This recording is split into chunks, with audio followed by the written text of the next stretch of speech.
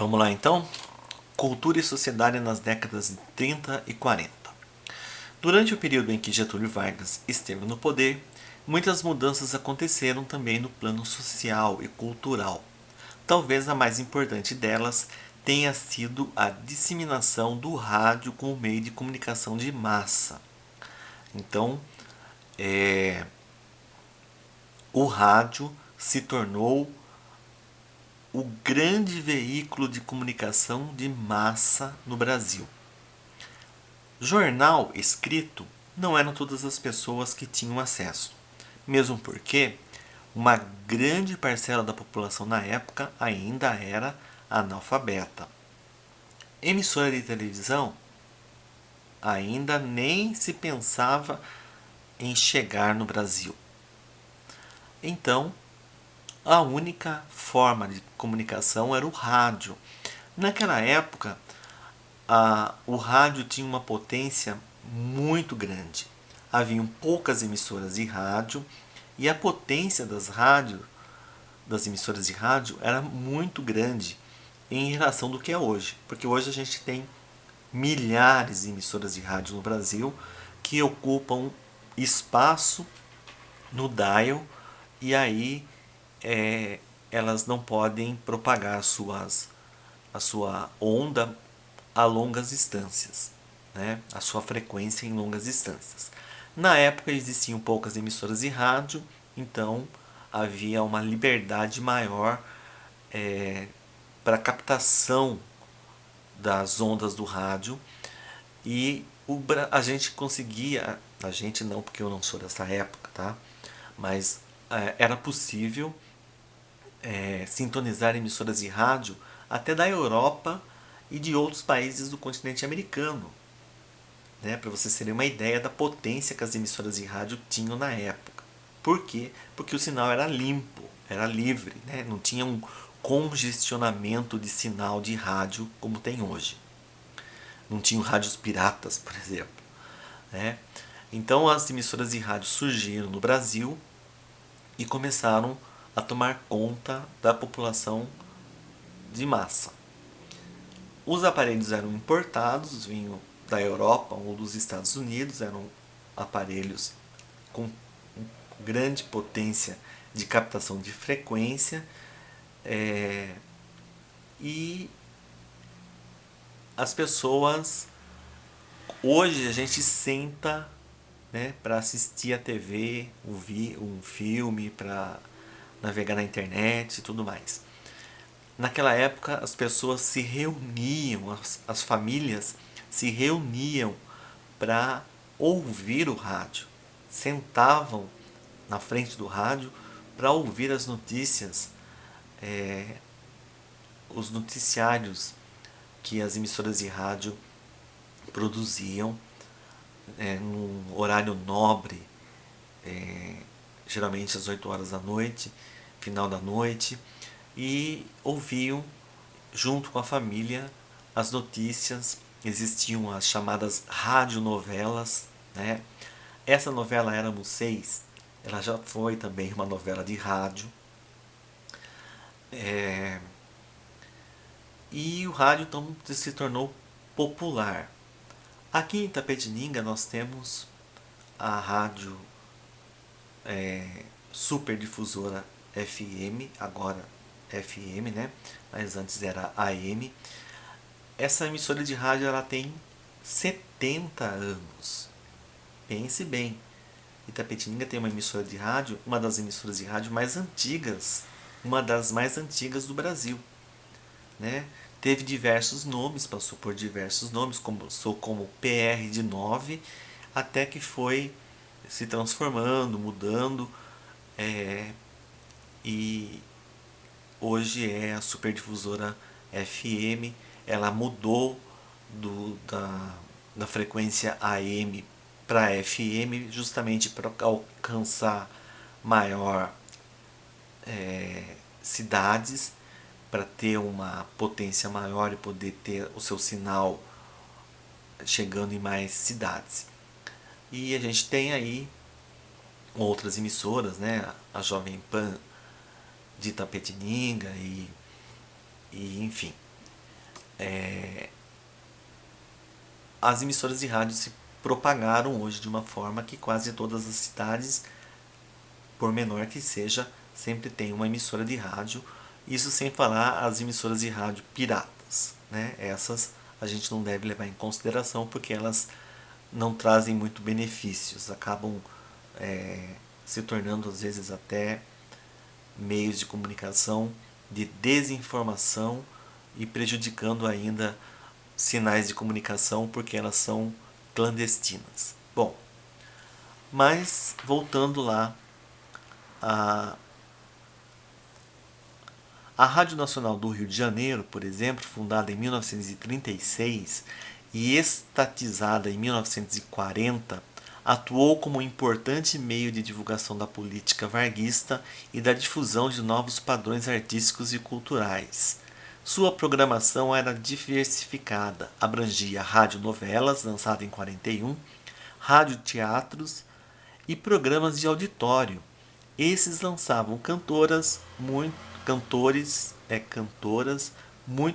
populares, programas esportivos e noticiários. Entre eles, o mais famoso foi o Repórter Esso. Se vocês fizerem uma pesquisa no YouTube, vocês também vão encontrar narrações da Rádio Nacional do Rio de Janeiro. Ela existe ainda hoje, tá? É uma emissora estatal, pertence ao governo federal, e tem uma importância histórica. Os primeiros aparelhos de rádio chegaram ao Brasil ainda na década de 20, mas se popularizaram somente em 30, por conta das leis e decretos governamentais e implementação do aparato técnico sofisticado, transmissores e receptores cada vez melhores. A partir de 1932, o governo autorizou a transmissão de mensagens publicitárias pelas emissoras de rádio. O próprio presidente Getúlio Vargas se valeu desse importante meio de comunicação para divulgar seus feitos e angariar apoio entre as massas, criando programas oficiais como A Hora do Brasil. Gente, A Hora do Brasil ainda existe. É o programa de rádio mais antigo do Brasil, em funcionamento no ar até hoje. A Hora do Brasil é um programa oficial do governo federal e é obrigatório. As emissoras de rádio têm obrigação de transmitir a Hora do Brasil. Até alguns anos atrás, a Hora do Brasil era transmitido das 19 às 20 horas. Depois, houve um movimento das emissoras de rádio que se rebelaram, principalmente as emissoras de FM, e que não iam mais transmitir a Hora do Brasil. Rebelaram e falaram, nós não vamos mais transmitir a Hora do Brasil. Aí o governo entrou com uma ação. Não, as emissoras de rádio são concessões públicas. Você pode ser dono da rádio, mas o direito da rádio entrar no ar é do governo. Tá? Então, existe essa diferença. As emissoras de rádio e de TV no Brasil são concessões públicas, né? A maior emissora de televisão brasileira aberta é a Rede Globo. A Rede Globo é dona de 5 emissoras. Ela possui 5 emissoras próprias. A Globo São Paulo, a Globo Rio, a Globo Minas, a Globo Recife e a Globo Brasília. E depois tem uma centena de afiliadas, né? Incluindo a TVT em Itapetininga. Só que ela é dona dos equipamentos, ela é dona dos programas, ela é dona de todo o amparato que se utiliza para fazer a transmissão. Mas quem autoriza o funcionamento é o governo que concede o direito a elas transmitirem a sua programação. E o rádio da mesma forma. A concessão do rádio pertence ao governo. E o governo criou a Voz do Brasil como uma obrigação das rádios de transmitir as ações do governo. E a Hora do Brasil existe desde 1935. Se vocês procurarem no YouTube, vocês vão encontrar uma narração bastante antiga e interessante, em que um locutor ele toca um trecho da música do Villa-Lobos, se não me falha a memória, o Guarani, e em seguida uma voz do locutor, daqueles locutores bem antigos, ele vai dizer assim: em Brasília, 19 horas, no ar, a voz do Brasil. Esse prefixo ele se tornou histórico, ele existe até hoje, de uma forma muito mais aprimorada. Hoje era um programa de rádio muito sério, né, porque estava transmitindo as notícias do governo federal. Hoje não. Hoje a Voz do Brasil é transmitida de uma forma até mais interativa, né, e transmite informações do governo federal, do Senado, da Câmara, e do Supremo Tribunal Federal, enfim. É um programa que dura 1 hora, tem 1 hora de duração. Não é mais obrigatório que as rádios transmitam das 19 às 20 horas, mas as rádios têm que transmitir todo dia. Só que elas têm uma liberdade de mudar o horário em que vão transmitir a Voz do Brasil. Se tornou flexível o horário da transmissão. Porém, todavia, entretanto, contudo, continua sendo obrigatório a transmissão da Voz do Brasil. Converse com seus pais, pergunte para eles se eles já ouviram a Voz do Brasil alguma vez. Aí a gente tem uma foto da Linda Batista, cantora eleita primeira rainha do rádio de 1936, porque existiam programas de auditório. Aí você vai dizer assim, mas como programa de auditório numa emissora de rádio? As emissoras de rádio eram parecidas com estúdios de TV. Tinha plateia e tinha lá o apresentador, o sonoplasta, e eram pequenos estúdios, eram pequenos auditórios para pequeno número de pessoas para assistirem, mas tinha gente que ia lá para assistir ao vivo a transmissão pelo rádio. E era o grande veículo de entretenimento da época. Aí tem lá uma atividade, você faz história, tá citando para você fazer em equipe. Eu coloquei a comanda para vocês lá no portal, que vocês podem fazer entrevistando o pai, a mãe, o tio, ou os colegas. Ainda coloquei assim, de forma virtual, né? Então você pode entrevistar pelo WhatsApp, conversando com seus colegas, se vocês quiserem fazer em grupo, ou então faz individualmente mesmo, mas conversa com o pai, com a mãe, para vocês terem algumas ideias, e aí vocês vão registrar essas ideias e encaminhar para mim. Estado Novo e a construção da nacionalidade. Antes, então, vamos ver aqui a importância do rádio na década de 30 e 40, importante meio de divulgação varguista, difusor de novos padrões artísticos e culturais. É interessante isso. Como a emissora de rádio era um difusor, olhe lá, um difusor de informações, a maioria das emissoras de rádio receberam o nome. Nós vamos encontrar inúmeras rádios pelo Brasil inteiro, até emissoras de TV, com o nome de difusora. Então nós vamos ter radiodifusora de Itapetininga, existe uma radiodifusora de Piracicaba, existe TV difusora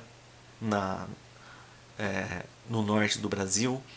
Então, difusora virou sinônimo de difusor, né? De divulgar, de divulgação. Principal meio de comunicação de massa da época: as radionovelas e teatros, noticiários e programas esportivos, as transmissões de futebol, as famosas transmissões de futebol começaram, né? Quem que não gosta de ouvir uma transmissão de futebol pelo rádio? É muito mais emocionante ouvir a narração de futebol pelo rádio né? Ouvir, por exemplo, o meu Corinthians ganhando do São Paulo, do Palmeiras, sendo narrado pelo rádio, do que assistir pela TV. Às vezes é até interessante você assiste pela TV, abaixa o som da TV e ouve a narração pelo rádio. É muito mais interessante. E programas de auditório. Estado Novo e a construção da nacionalidade. Uma das características do Estado Novo foi a difusão de valores como a dignidade do trabalho, a obediência civil, a ordem social e a estabilidade. Tais valores eram difundidos nas escolas e se tornaram uma forma de impelir a população a apoiar o governo de Getúlio Vargas. Então, criou-se uma tendência de fazer com que o nacionalismo fosse incentivado nas escolas, né? A educação moral e cívica, né? A obediência civil, a ordem social, valores, mas sempre voltados para apoiar o governo, né? Então nós vamos encontrar ali pretendia-se gerar um espírito cívico entre as massas, reforçando para isso certas ideias de brasilidade. Para tanto, o governo instituiu inúmeros eventos como passeatas, desfiles cívicos e festivais folclóricos, durante os quais promovia sua imagem e suas obras. Propiciou também incentivo financeiro a artistas que, por meio das suas criações, enaltecessem o Brasil e, dessa forma, o governo. Então, nós vamos encontrar uma série de ações, mas sempre voltada para o nacionalismo. Então, as ideias que a gente vai ter ali: incentivo político e financeiro para artistas, voltado para a nacionalização cultural. Difusão de valores, dignidade do trabalho, obediência civil, ordem social e estabilidade, voltado por espírito cívico das massas. Eram ideais de brasilidade. Não deixa de ser uma boa intenção, porém tudo aquilo que é exagerado e imposto é preciso ser repensado, né? A liberdade de expressão tem que ser levada em consideração, e na época ela não era levada em consideração na sua totalidade. Na sequência, vocês vão ter interpretando documentos, vocês vão responder as questões. Depois a gente continua ali no texto sobre o Estado Novo. Desenvolveu-se também um projeto de nacionalização cultural em que se destacam a obra do maestro Heitor Villa-Lobos, entre outros artistas. Pôde contar com o incentivo político e financeiro de Vargas para realizar suas composições, algumas vezes tocadas em grandes eventos cívicos promovidos pelo governo. A ideia, por exemplo, do desfile do 7 de setembro, né, também eram ideias de nacionalismo do Vargas. Fim do Estado Novo. Em 1939 teve início a Segunda Guerra Mundial e, apesar de o governo brasileiro estar ideologicamente vinculado ao ideal político defendido pelo Eixo, acabou entrando na guerra ao lado dos aliados. O Eixo era a Alemanha, a Itália e o Japão. Então, o Brasil tinha ideias voltadas com esse grupo. Porém, acabou entrando na guerra ao lado dos Estados Unidos, porque não é bobo nem nada, e sabia que se fosse contra os Estados Unidos, nós hoje seríamos nós já somos, né, um quintal dos Estados Unidos, nós seríamos reduzidos a uma população muito mais pobre, carente e dependente se nós tivéssemos deixado de apoiar os estadunidenses na época, enviando tropas para atuar na Itália em 1944. A vitória das forças aliadas representou também a derrota do nazifascismo e a ditadura estabelecida por Getúlio Vargas em 1937 ficou ameaçada, fazendo-o renunciar ao governo em 1945. Ele renuncia ao governo para voltar depois. Não pense que o Vargas ficou 15 anos no poder e se deu por vencido. Ele volta depois. Futuramente nós vamos estudar o governo Vargas de um outro ponto de vista, porque ele vai voltar e acha que vai voltar nos braços do povo, conforme a ideia dele, mas não foi bem assim. Mas isso é um capítulo que nós vamos estudar mais adiante. Nas eleições presidenciais de 2 de novembro de 1945, o general Eurico Gaspar Dutra foi eleito para presidente e apoiado por Vargas. Era o início de um período de renovação democrática para o Brasil, o que será estudado mais adiante. Então a gente encerra a leitura desse capítulo. Aqui a gente tem o último slide, 39, início da Segunda Guerra Mundial. 42, o Brasil entra na guerra ao lado dos aliados, apesar da contradição ideológica. 45, fim da Segunda Guerra Mundial, derrota da ideologia nazifascista. Ditadura de Getúlio Vargas fica ameaçada. Vargas renuncia ao mesmo ano. E 2 de dezembro, o general Eurico Gaspar Dutra é eleito com o apoio de Vargas.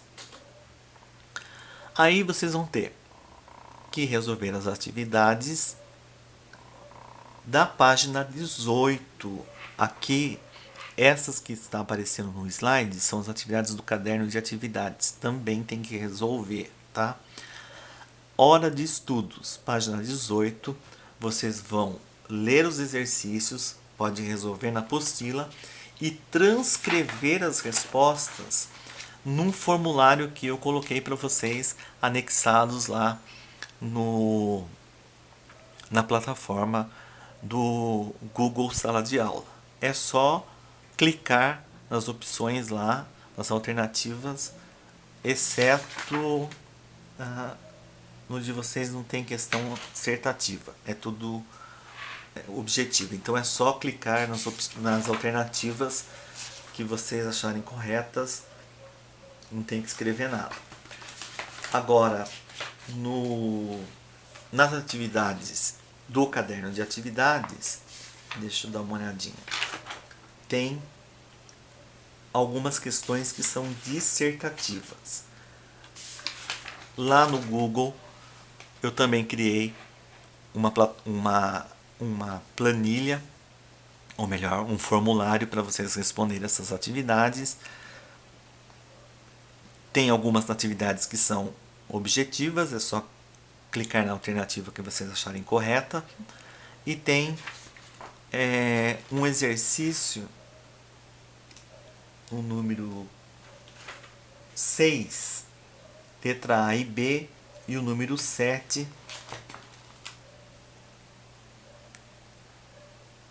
número 10, letra A e B, que vocês vão ter que escrever. Aí tem um espaço lá para vocês fazerem as respostas dissertativas, tá certo? Bom, essa foi a aula sobre o capítulo 38. Eu espero que vocês tenham entendido. Qualquer dúvida sobre o conteúdo, sobre a matéria ou sobre como fazer as atividades, entre em contato comigo através do WhatsApp ou das ferramentas da própria plataforma ou no e-mail que eu criei lá. Não deixe de ler as orientações que eu postei para vocês seguirem, tá? Observe, leiam aquelas orientações que lá vocês vão ter alguns caminhos para vocês percorrerem, para vocês resolverem as atividades, tá bom? Vou dar um giro aqui. Eu espero que tenha sido claro, que tenha sido objetivo, que vocês tenham entendido, e continuo à disposição de vocês no que for preciso. tá bom? Não se preocupe, tem até o dia 12 para vocês fazerem as atividades. Façam com calma, façam à medida que vocês vão conseguindo ler, entender e resolver as atividades. Não acumulem atividades, faça um pouco de cada vez, mas não deixe de fazer, tá bom? Um grande abraço a todos e até a próxima aula.